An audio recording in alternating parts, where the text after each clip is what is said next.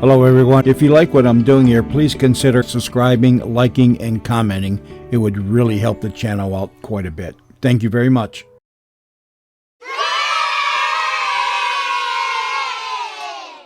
Sorry to tell you today. This one's about a murder in which the victim trapped the killer. Do you want to hear it?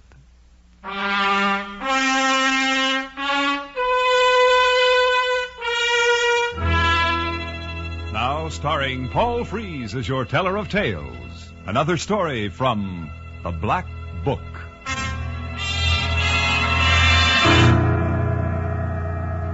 Yes. From the world's most fabulous collection of strange and unusual stories, The Black Book, I've selected a story by Dorothy Horton. She calls it My Favorite Corpse.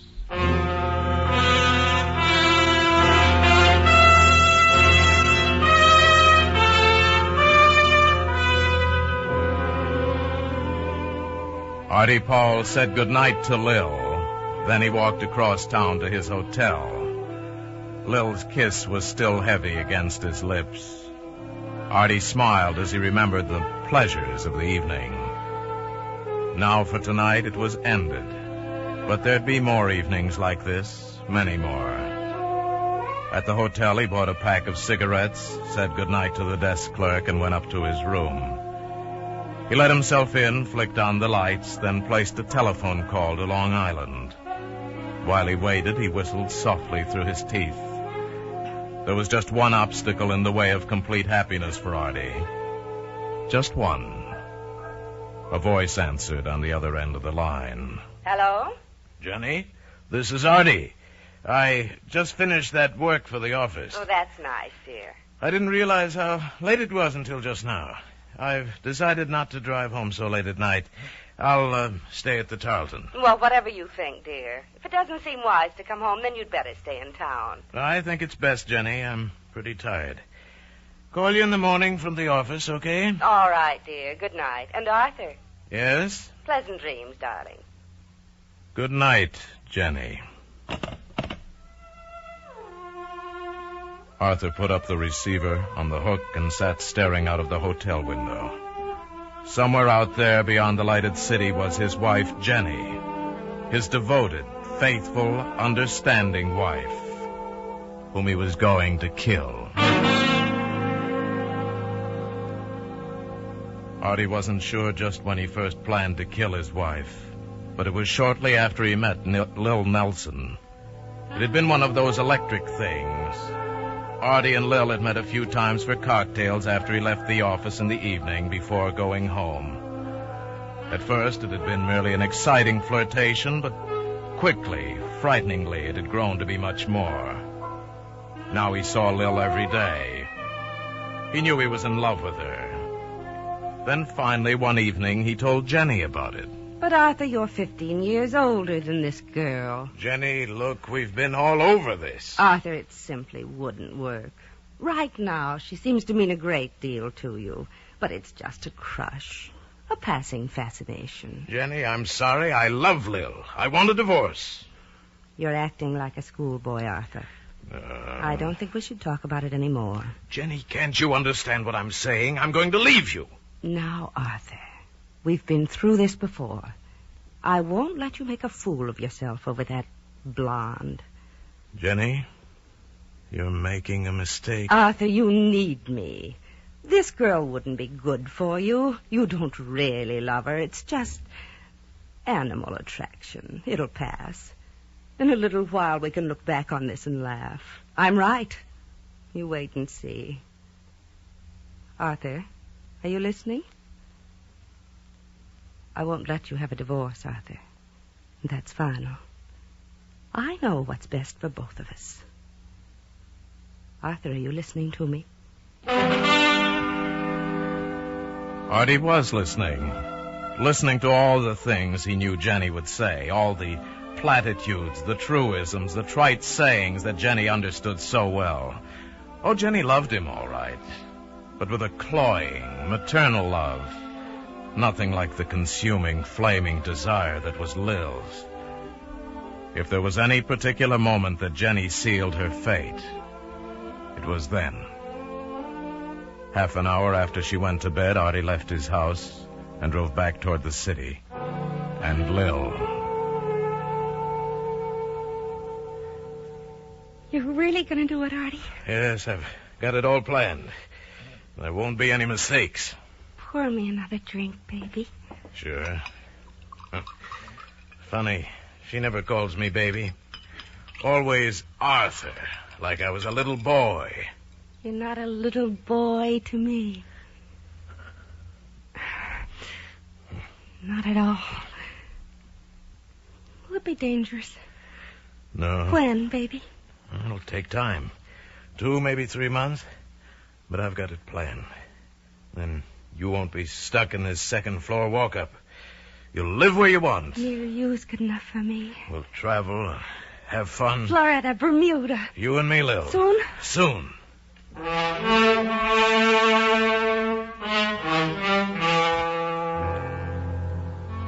3 days after he made his decision, Artie bought a small .32 caliber gun.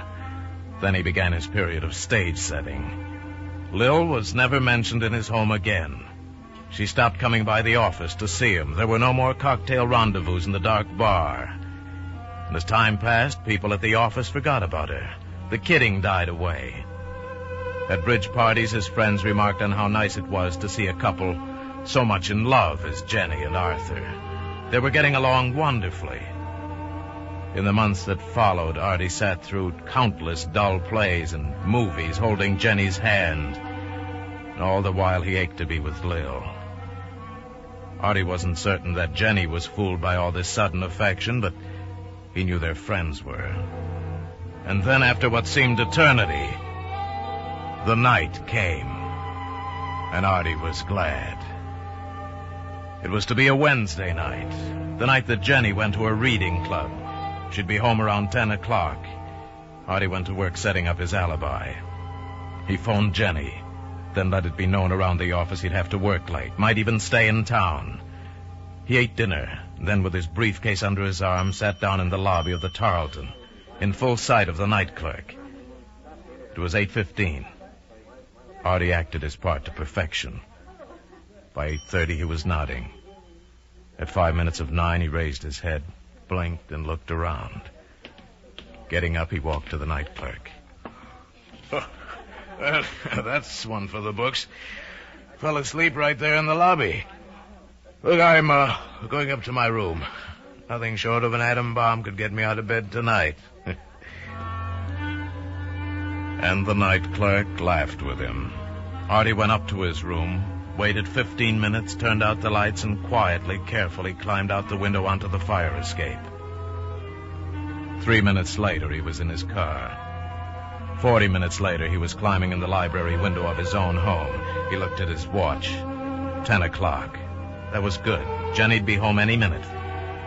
He moved quickly to the hallway by the front door and slid into the hall closet, pressing himself back into the darkness. Jenny was such a creature of habit, he knew exactly what she'd do. After she came in, she'd lock the front door, put the key on the hall table, take off her coat, and hang it in the closet.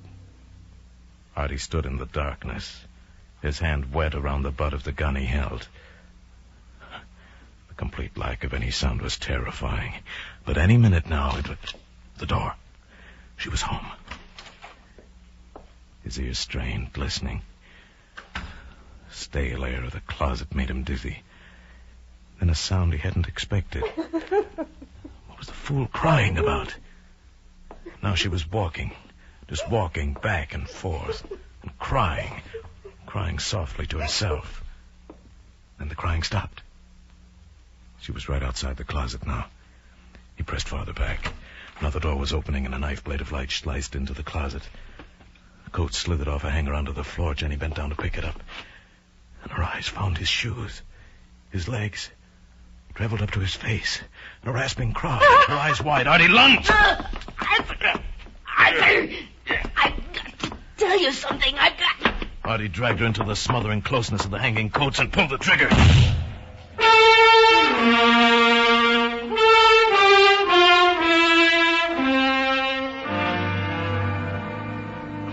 As he drove back into the city, Artie knew he'd been very clever. It would look like suicide. He'd pressed Jenny's lifeless fingers around the butt of the gun. It was lying on the floor now, close to her body. It was all so simple. After he parked the car, Artie started for the hotel. But as he walked, a sudden desire made him hesitate. If only he could see Lil for a second, she'd want to know. A few minutes later, he was climbing the back stairs to Lil's apartment.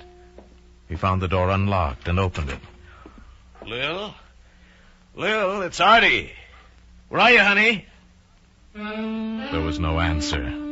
He stepped into the living room, and suddenly something burst inside his head. Lil was lying on the floor, doll-like, grotesque. The blue robe he'd given her was stained with blood.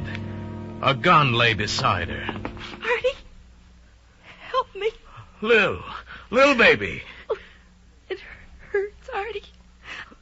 Make it stop hurting. Lil, what happened? She shot me. She? Who? She came in, said she wanted to talk, but shot me. Lil, I'll call a doctor. She knew. For months she knew about me. Baby, please don't try to talk. When she shot me, your wife laughed. Artie. Oh, Artie. Lil.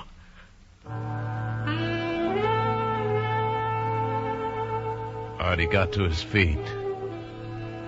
Lil was dead. He picked up the gun.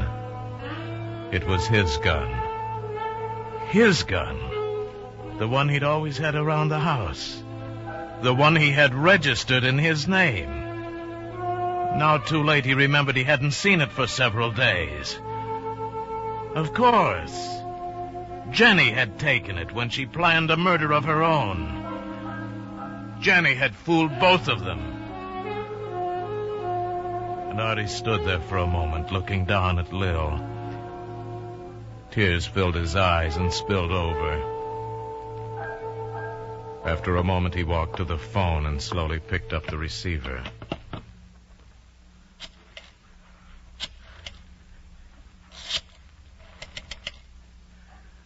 I want the police. Please, this is Arthur Powell. I want to report 2 murders. One at my home on Long Island, and the other here at the River Crest apartment.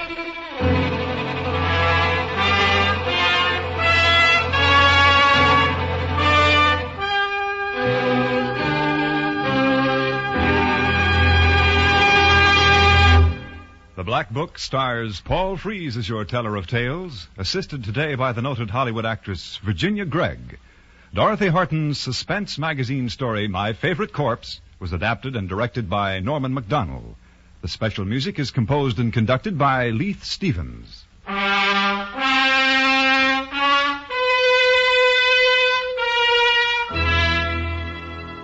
Next week, I'll have another story for you from The Black Book. It's most unusual, and it's called The Vagabond Murder.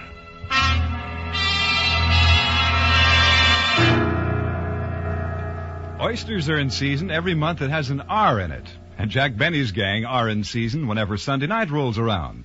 Listen in whenever you are in the mood for fun. Clarence Cassell speaking.